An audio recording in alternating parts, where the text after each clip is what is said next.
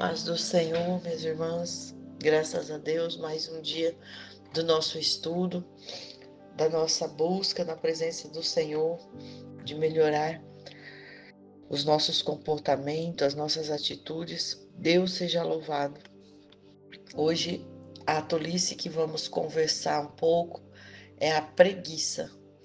Eu quero falar um pouquinho sobre essa situação, porque essa tolice é algo muito complexo e às vezes no primeiro momento até difícil de compreender, porque a tolice é algo que tira a energia das pessoas, tira a nossa energia, nos leva a uma distração e isso também pode ser um transtorno físico. Então nós precisamos entender com muita calma como é que o nosso corpo está reagindo ou agindo diante de algumas situações, diante de alguns horários do dia, para nós conseguirmos entender o que é que está acontecendo. Então, nós vamos ler o versículo que diz assim, Provérbios 6, 9.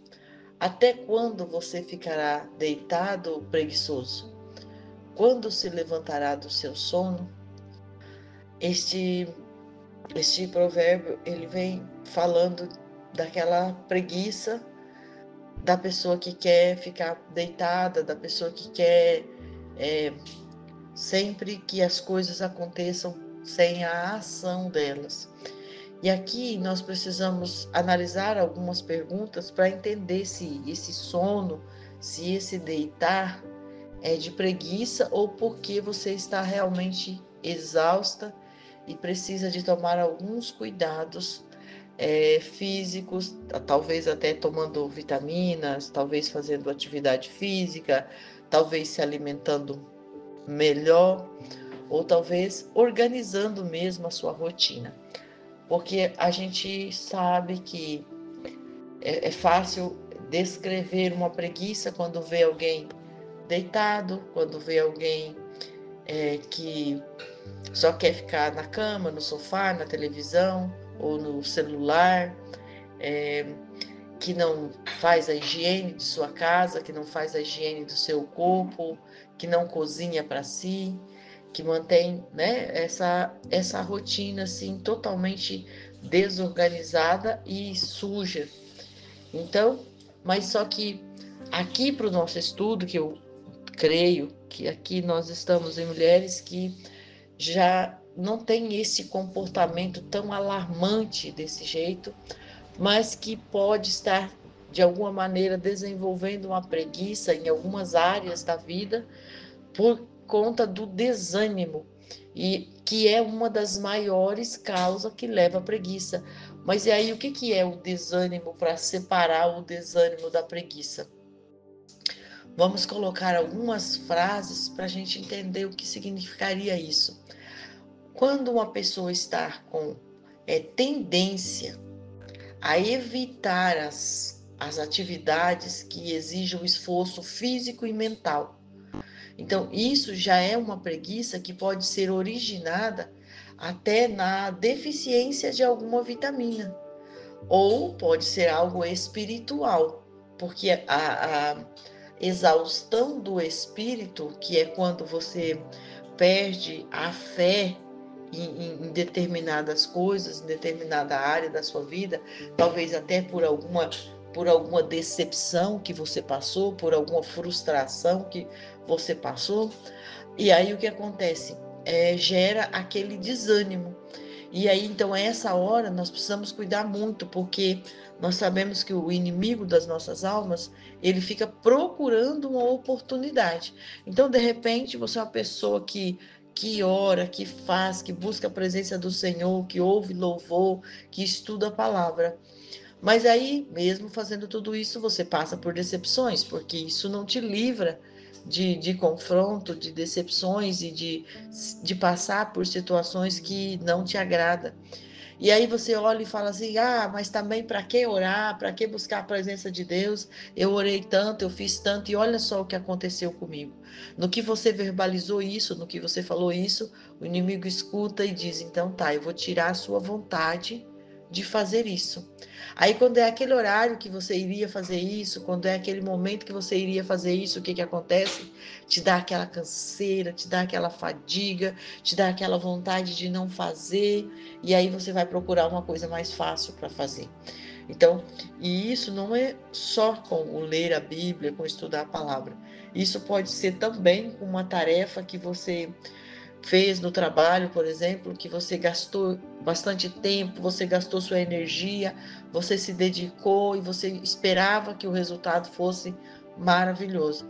De repente, o resultado não foi tudo isso. Aí você coloca assim: mas para que eu tenho que me esforçar tanto para poder fazer uma coisa que não me leva a nenhum resultado, que um resultado que não me satisfaz, um resultado que não me traz uma recompensa. E aí isso vai gerar para você uma dificuldade de querer fazer essas tarefas por causa de um trauma, por causa de uma situação. Só que isso, quando vai chegando a frequência disso, isso começa a te tornar uma pessoa preguiçosa. Por quê? Porque isso já virou um hábito, já virou uma rotina dentro do seu dia a dia. As características de uma pessoa preguiçosa normalmente é aquela que não gosta de trabalhar, que tem dificuldade de administrar o seu dia, que não tem energia para lidar com os assuntos pessoais, né? Então, assim, às vezes até as coisas que são obrigada, como as coisas do trabalho, vai lá e faz, porque sabe que aquilo tem consequências graves. Mas as coisas pessoais, como ela já gastou toda a energia que tinha nas coisas que, digamos assim, seriam obrigatórias, então, que é aquelas coisas que as outras pessoas iriam cobrar. Quando chega na parte de cuidar de si mesmo, aí ela já não suporta, já não aguenta mais e já se desmonta. Então, a outra age sempre com desânimo, não empenha quando precisa fazer alguma coisa, vai lá e entrega de qualquer jeito.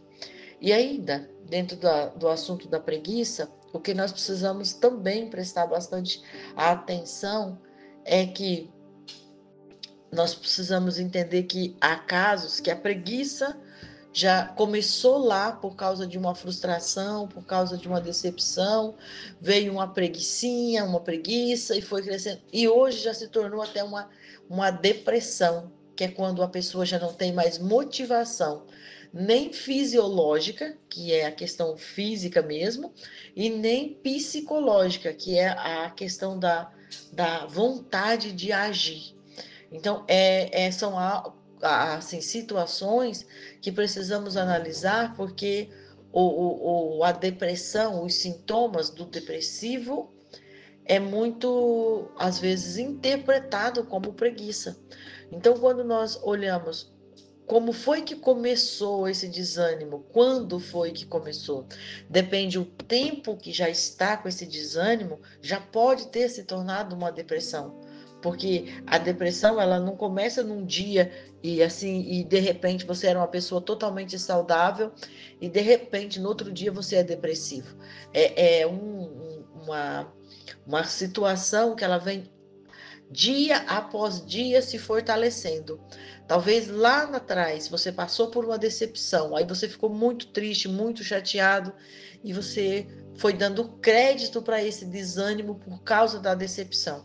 No que você foi dando crédito para esse desânimo? Ficando mais deitado, ficando mais sem fazer nada, deixando a sua mente alimentar de pensamentos ruins, de pensamentos frustrantes, de pensamentos de decepções, de pensamentos de que nada valia a pena, e você foi só dando alimento para o seu corpo trabalhar dessa maneira.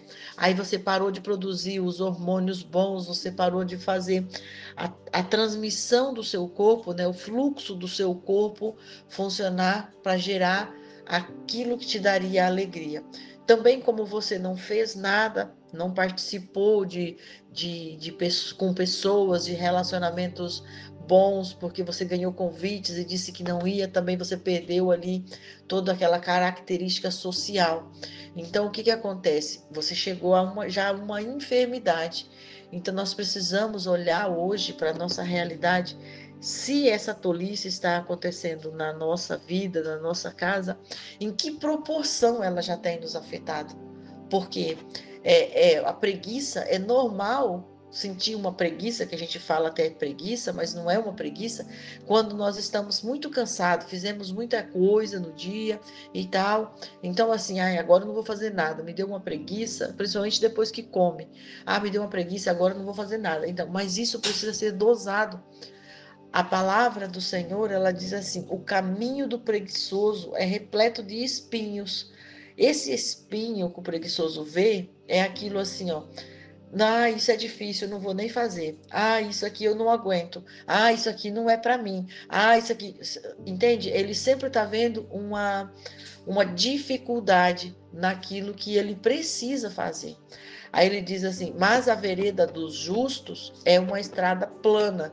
Quer dizer, para quem quer fazer, para quem age com justiça, para quem age com a verdade, com os olhos bem abertos, ele vai olhar e vai enxergar assim: eu dou conta, eu posso passar por aí, eu não vejo as dificuldades, né? Isso está escrito em Provérbios 15, 19.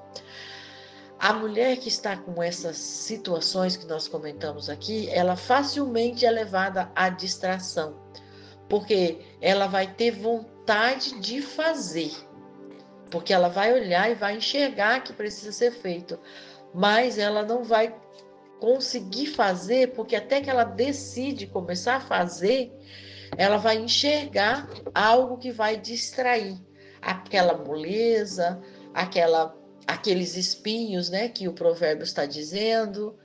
Só que isso pode trazer consequências muito graves, porque a nossa família, quando está em casa, quando chega em casa, porque nós temos, né, as rotinas, e olha para aquela casa talvez desorganizada, comida que não está pronta, armários desorganizados, é, isso gera uma frustração em todo mundo.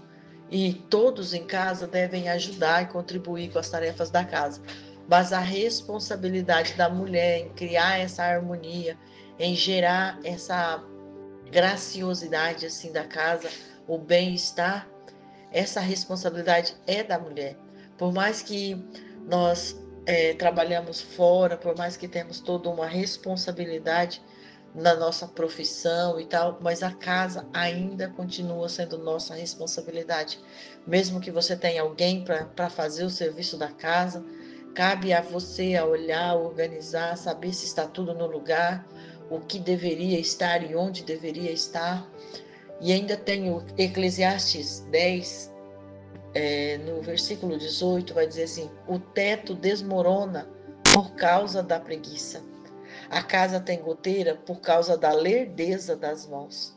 Então, o que, que eu entendo aqui? Quanto mais você deixa de fazer o que precisa ser feito, mais perto da ruína você está colocando a sua própria casa.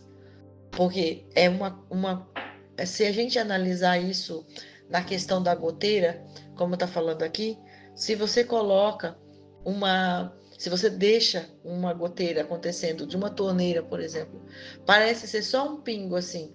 Se coloca é um pinguinho, mas no final do dia, se você colocou lá um balde debaixo, uma vasilha debaixo, aquela vasilha está cheia. Imagina isso dentro das brechas da casa. Isso hoje é uma brecha, daqui um período isso já virou uma porta, já virou um portão. Então, como que nós vamos evitar isso, né? O preguiçoso, quando ele olha, ele diz assim: nada vou conseguir, porque ele olha assim, de forma extremista. Nada vou conseguir. Então eu já prefiro ficar quieto, já vou ficar, deixa para lá. Mas a palavra Provérbios 13:4 diz assim: o preguiçoso deseja e não consegue nada, mas o desejo do diligente será satisfeito. O que é ser diligente? Ser diligente é ser cuidadoso. Como é que eu vou ser cuidadosa? Nós podemos olhar para essa palavra de hoje e dizer assim, mas é muita coisa. É verdade, é muita coisa. É muita responsabilidade para uma mulher cuidar de todas essas coisas e ainda não ser preguiçosa.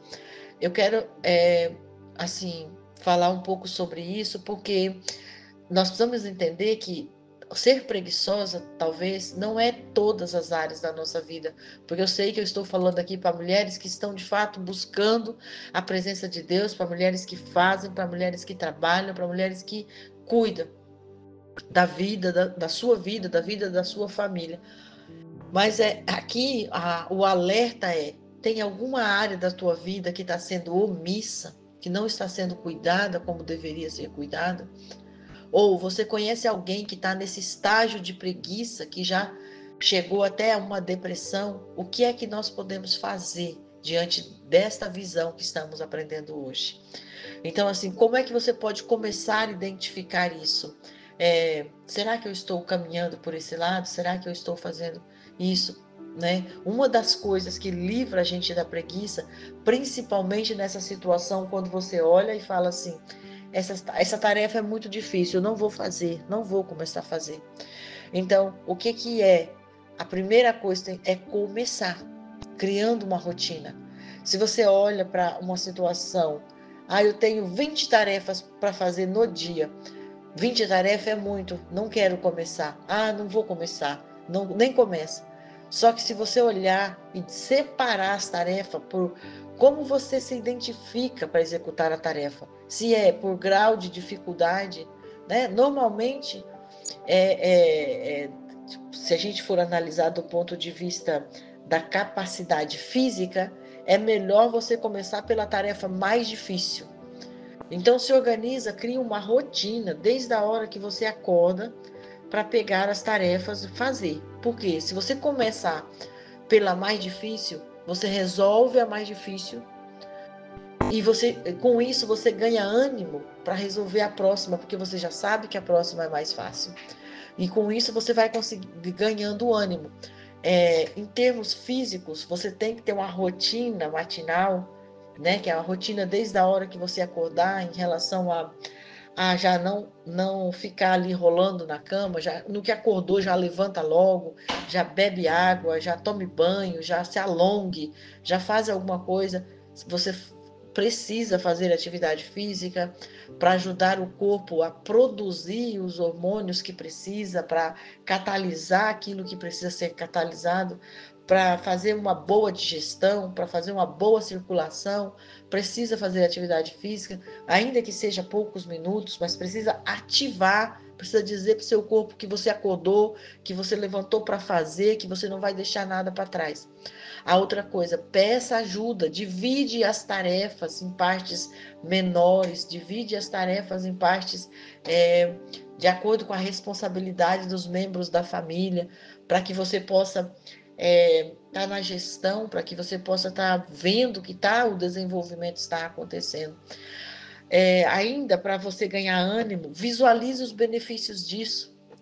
Porque se você faz e não para celebrar o que está pronto, não observa o que está pronto, também você não vai se nutrir da recompensa que você precisa para se animar pelo que ainda está por fazer. E ainda dentro desses pontos para você ganhar ânimo e mandar essa preguiça embora, tirar também o tempo de descanso.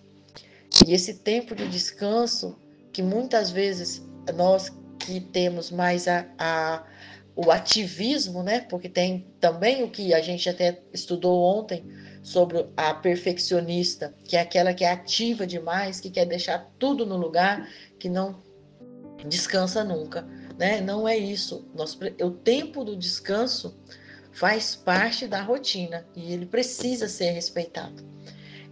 Isso é ficar descansando demais é problema. Não descansar nunca é problema também. Então nós precisamos buscar esse equilíbrio com sabedoria em Deus, porque Ele nos dá, né, a graciosidade de viver equilibradamente aquilo que nós temos que fazer. E o Senhor, Ele está trabalhando a nosso favor, sempre esteve trabalhando a nosso favor, e nós precisamos, com esta palavra de hoje, ter esse cuidado de ver como nós estamos e se isso é algo que nós estamos praticando neste momento e eliminar isso da nossa vida e buscar a presença do Senhor, porque Ele nos ajudará a viver a vida que nós nascemos para ter, uma vida plena, abundante, uma vida organizada, uma vida que glorifica o nome do Senhor em tudo que nós fazemos. Amém? Deus seja louvado por mais um dia, que o Senhor nos abençoe, nos guarde, faça prosperar as ações das nossas mãos para a glória do nome dele.